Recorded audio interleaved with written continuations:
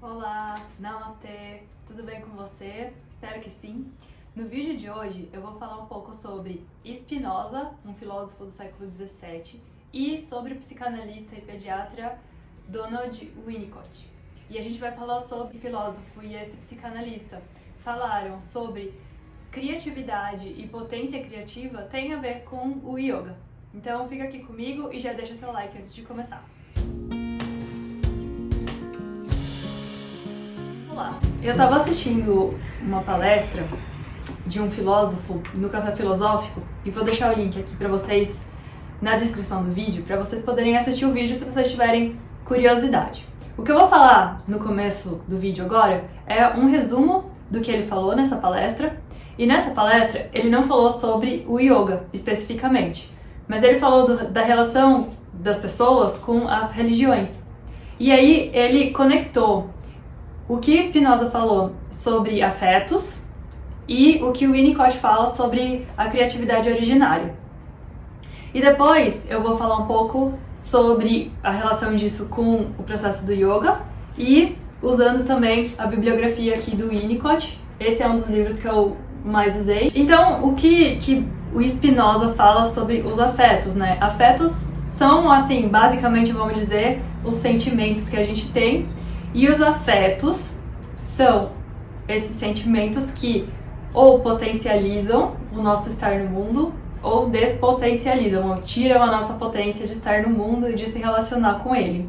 E como a gente se sente no mundo. Então ele convenciona que existem os afetos ativos, que são aqueles que aumentam a nossa potência, aumentam a nossa criatividade, né? E os afetos passivos que diminuem a nossa potência. E aí, é claro, você pode fazer uma autoanálise, né, e observar os tipos de coisas que você faz, que você consome, que você lê, ou a prática mesmo do yoga que você faz, se ela aumenta a sua potência de estar no mundo e de estar com você, ou se ela diminui, ou se ela traz um afeto passivo.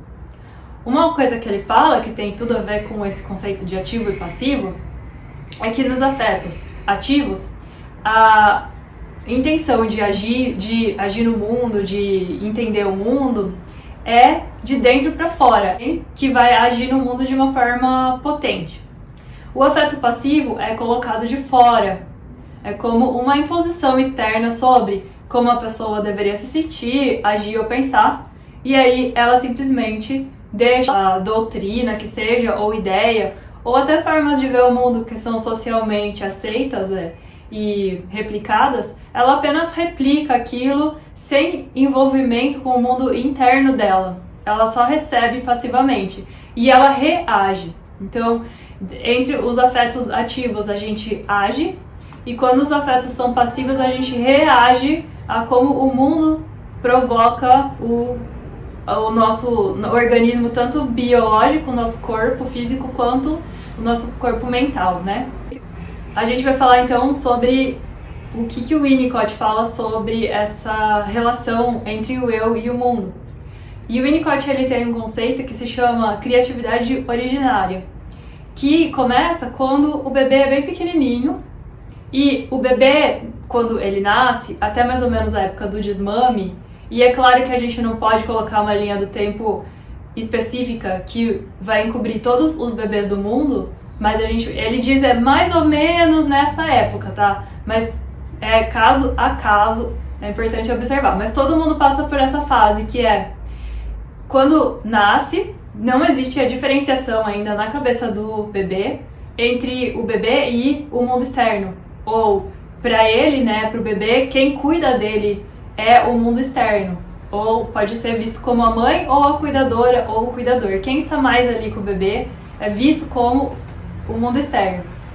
E o bebê também, ele não tem ainda um senso do eu sou, um senso do eu integrado, tanto psiquicamente, como eu sou esse nome, eu tenho essa personalidade, quanto dentro do próprio corpo, quanto a sensação de habitar o próprio corpo. Também isso é uma conquista que vem com o desenvolvimento. E o Winnicott ele desenvolve uma teoria, né, a teoria dele, de que nós temos fases do desenvolvimento e cada fase é uma conquista que a gente tem em todos os campos do desenvolvimento, né? Físico, mental, psíquico, emocional, e que são integrações que vão acontecendo e que a gente já nasce com a tendência de realizar essas integrações e cumprir essas fases. Mas só que a gente depende do ambiente para facilitar o processo. Não é que o indivíduo vai ter a evolução natural sozinho, mas também não é o ambiente que faz o indivíduo ter essas conquistas e essa maturidade. É a relação entre o indivíduo, o bebê, e o ambiente externo. E, na verdade, essas fases pelas quais a gente passa, não significa que assim, porque a gente passou pela fase primeira da integração, nunca mais a gente vai ter sensações de novo que a gente pode ser, que ele chama de desintegração. E aí, se você se interessa pelo assunto, pode deixar aí no seu comentário, que eu faço um vídeo explicando mais sobre esses conceitos, que senão eu vou ficar aqui muito tempo falando, abrindo parênteses. Então, vamos dizer que a gente passa pelas fases do desenvolvimento, mas não significa que em vários pontos da vida a gente não possa voltar para elas e reviver essas sensações de alguma maneira. E aprender ou reaprender a lidar com elas. Ou seja, que não é, ele é muito esperançoso na teoria dele, porque ele diz que sempre há esperança. Porque sempre há um jeito de você reviver, voltar emocionalmente, psiquicamente para alguma fase que talvez a gente também tem algumas frases que a gente pode ficar preso durante o desenvolvimento, voltar, e por isso existe também a terapia, e meio que dar um contorno ali para poder seguir em frente para a próxima fase de uma maneira mais concreta, né? Que a gente tenha um ganho concreto naquela fase, assim, ele fala que fique consolidado. Então, bem no comecinho da vida, a gente tem essa relação com o mundo externo, que a gente pode aí chamar de mãe, mas tem várias conceituações, não foca aí só na palavra em si, mas dentro do conceito que ele usa, né, que é a pessoa que cuida do bebê e que cuida, mas não só cuida, tipo, de uma maneira mecânica, quando é só limpa, dá comida, põe pra dormir, mas é um cuidar de também atender as necessidades emocionais do bebê, que são de se sentir segurado, de ter uma comunicação afetiva, de segurar mesmo o bebê de uma forma a integrar o corpo dele, falar, dar beijinho, fazer carinho, dar tapinha na bundinha, o trocar junto com a brincadeira. Então, não é um cuidar mecânico. Às vezes o bebê pode estar sendo bem cuidado, ele está limpo, ele está alimentado, ele tem saúde física, mas não tem conexão emocional com a pessoa que cuida dele. E é isso que é importante para que se desenvolva, né, para que a gente tenha maturidade emocional mesmo, que a gente desenvolva até mesmo um senso do eu sou. E eu vou fazer o próximo vídeo mais explicando sobre esse senso do eu sou, que a gente tanto fala no yoga. Então, a gente vai falar sobre a criatividade originária. Só que a criatividade originária, ela faz parte da formação dessa sensação que nós temos de integração dentro do corpo e esse senso do eu sou, né? Esse senso que tem um centro, uma centralidade ali, e esse centro é um lugar intocado, é um lugar mesmo sagrado, onde a gente volta e com esse senso de quem a gente é e a gente sente que a gente é, que está integrado e que passou por um processo de integração nessa relação com o ambiente, né? Esse eu integrado, ele consegue se relacionar com o mundo. Então, o jeito como a gente olha para o mundo e interpreta o mundo e se relaciona com ele, quando a gente está no desenvolvimento saudável, vai ter relacionamento, vai sempre estar relacionado com o nosso subjetivo, vai estar sempre nessa troca, nessa forma como a gente pode também agir ativamente no mundo. E aí entra o conceito do Spinoza, né? Afetos ativos, para que a gente possa conversar com o mundo e sempre colocar um pouquinho de quem a gente é nesse mundo, sem simplesmente só receber as coisas como dizem que a gente deve receber passivamente e só reagindo ao mundo. Só que, como eu falei, não é garantido que todo mundo vai desenvolver essa capacidade da criatividade originária, que é essa forma de ir interpretando o mundo de pouco a pouco. Muitas vezes também, o Winnicott ele fala muito sobre o conceito de mãe suficientemente boa. Por que mãe suficientemente boa? Porque a mãe, ou a cuidadora, o cuidador, ele vai sentir e observar qual que é a necessidade do bebê e vai atender a essa necessidade naquele devido momento. Não é nem uma coisa que falta, nem um cuidado que intromissivo. Não é nem um cuidado que aquela pessoa que está o tempo todo indo em cima do bebê antes que ele peça.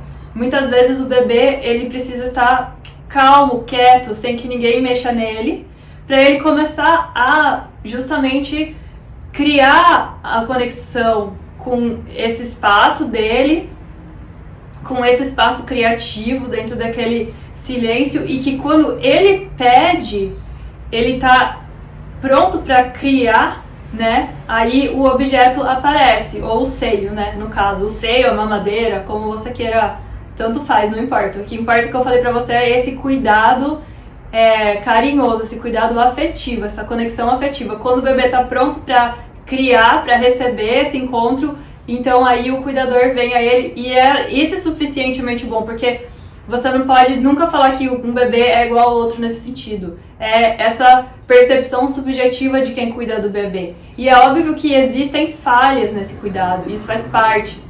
E é justamente aí que nasce também a criatividade importante, essa criatividade originária, porque também vai ser base para os processos mentais, né, vamos dizer ali, mais intelectuais, que vão cobrir essas falhas, né, essas pequenas falhas que vão acontecendo. Mas se a falha, ela acontece de uma forma, sempre acontece a mesma falha, tá sempre falhando, então aí a gente vai ter uma dificuldade nesse processo que está acontecendo naquela fase de desenvolvimento do bebê, né? Então, falhas vão existir, por isso que ele fala suficientemente bom, não tem que ser perfeito, não tem que ser ótimo. Tem que ter a falha, porque na falha também a gente começa a desenvolver a intelectualidade, né? E começa a usar também a criatividade para a gente conseguir criar um espaço. Existe um espaço entre o eu e o mundo. Então, existe um espaço entre o bebê sentir fome e querer mamar, o tempo que a mãe vai chegar e apresentar o seio para ele. Esse espaço é onde vai tendo criatividade, onde vai se formando, né? Esse jeito que o bebê vai concebendo essa conexão que ele tem com o mundo. Que é justamente o que cria a criatividade originária. É a capacidade de ver o mundo com um pezinho no meu mundo interno, no meu eu subjetivo. E sempre tá ali fazendo essa troca. Sobre a religião. E aí eu vou colocar o yoga nesse lugar da religião. E também ele fala sobre a medicalização das nossas emoções, né? Então, falar sobre depressão, transtorno bipolar, tudo isso, às vezes você abre uma revista aí, a Veja, Isto É, a Época, e ali você pode ter até um autodiagnóstico, né? Tipo, você preenche lá as lacunas dos sintomas e aí você pode ver, nossa, eu acho que eu tenho transtorno de ansiedade. E aí logo tem uma solução para você se medicalizar de alguma maneira. E a religião serve como uma forma, duas formas existem. A religião, quando você está integrado e você consegue ter essa conexão com a sua criatividade originária e que ela está funcionando, vamos dizer bem, então você cria um afeto ativo, né, com as religiões, e aí podemos colocar o yoga também, que eu vou pegar, assim, a religião, ela serve para quando eu estiver mal, quando eu estiver precisando de ajuda, quando eu estiver assim, me sentindo sem chão, eu vou recorrer à religião para poder sentir que eu tenho algum recurso para depois poder lidar com os afetos que criaram, não que criaram, mas que deram origem àquela sensação bem ruim que eu tava de despotencialização da vida. Então, isso pode servir também os remédios, né, para os medicamentos aí da indústria farmacêutica, mas também hoje em dia a gente pode falar da medicina alternativa, que também oferece muitos remédios para estados mentais, como que serve como vamos tapar esse buraco por enquanto você não consegue nem fazer nada direito, mas depois vamos parar para ver o que aconteceu, da onde que veio isso, vamos trabalhar esse luto, vamos deixar vir essa dor, vamos pedir ajuda, né? Então não vamos só tapar o buraco o tempo todo. E quando a gente tá se conectando com o yoga de uma maneira passiva, ou com as medicinas alternativas, ou com a medicina, ou com as religiões, a gente vai querendo só tampar buraco, mas a gente perde a oportunidade de olhar os afetos que estão por trás daquela dor, daquele sintoma, daquela despotencialização, assim, né? Daquela sensação que a gente tava de não conseguir agir no mundo. E aí, isso só vai aumentar o sintoma, porque o sintoma, ele não é o fundo, ele é só, assim, como a ponta do iceberg, né? Tipo, dentro da psicanálise já tem essa obviedade, vamos dizer assim. Quando a gente tem um sintoma, um transtorno de ansiedade, depressão, dificuldade para dormir, ou um sintoma psicossomático, uma coceira, uma alergia, o sintoma faz parte da vida, não significa que a gente vai viver sem nenhum sintoma, porque sintoma não significa doença ou saúde, não é o sintoma que vai dizer se você tem uma saúde mental ou não, porque muitas vezes apresentar o sintoma é um sinal de saúde mental. Acontece que é o que eu tô falando. Se a gente tem o sintoma, mas a gente não quer ver aonde que tá a raiz, né? Quais são os afetos que eu tô reprimindo, né?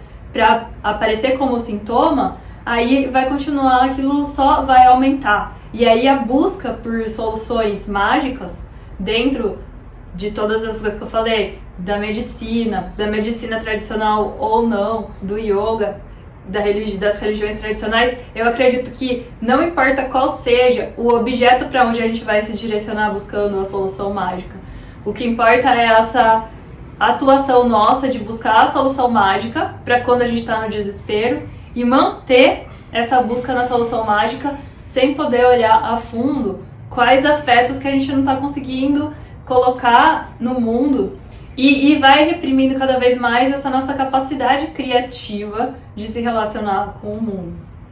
Então não é que a religião ela é ruim, o yoga ele faz mal, coisas do tipo, não é isso. É o jeito como a gente se relaciona. A gente se relaciona com o yoga de uma forma que ele proporciona, nos momentos necessários, o conforto e nos momentos que a gente sente que está mais integrado, que a gente possa ir a fundo e descobrir os nossos afetos e ativar os nossos afetos e entrar em contato com essa zona que nós temos aí no nosso psiquismo, que é a criatividade originária. Então, como ir conectar com o yoga de uma forma que a gente conecta o pezinho lá no yoga e ao mesmo tempo traz a nossa subjetividade para ele. Não simplesmente absorvendo ensinamentos, que aí a gente estaria alimentando os afetos passivos e diminuindo a nossa potência no mundo. Pra fechar aqui, depois no outro vídeo eu vou falar um pouco melhor sobre isso também, o que acontece é que a gente precisa entrar em contato com esse nosso eu subjetivo, que às vezes fica meio perdido. Muitas vezes a pessoa nem sabe quem ela é de verdade, ela tá só correspondendo às expectativas do mundo e aumentando seus afetos passivos. Aí fica o convite para autorreflexão, e quando quiser conversar, qualquer dúvida sobre o tema, eu falei sobre coisas aqui complexas e tentando simplificar para ficar mais entendível para a galera em geral aí, mas vamos continuar falando sobre isso. Se tiver algum tema que você quer que eu desenvolva um pouco mais, manda nos comentários aqui. E o próximo vídeo, já adianto, semana que vem, eu vou falar um pouquinho mais sobre esse conceito do eu sou. Até a próxima e boa semana. Namastê!